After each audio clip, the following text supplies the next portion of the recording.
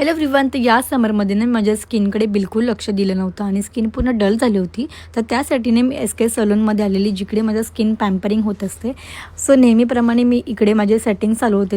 तर मी इकडे Korean glow तसंच लेझर ट्रीटमेंटसाठी आले होते आणि खूप सुंदर प्रकारे यांनी पहिले फेस मसाज केला. नंतर त्यांचे भरपूर सारे ॲक्टिव्हिटीज असतात ज्याने आपल्याला खूप आपल्या फेसला रिलॅक्स होतं आणि आपल्या ज्या फेसवरती व्हाईट हेड्स असतात, ब्लॅक हेड्स असतात, तसेच ओपन पोर्स असतात, ते क्लोज होण्यासाठी पण मदत होते.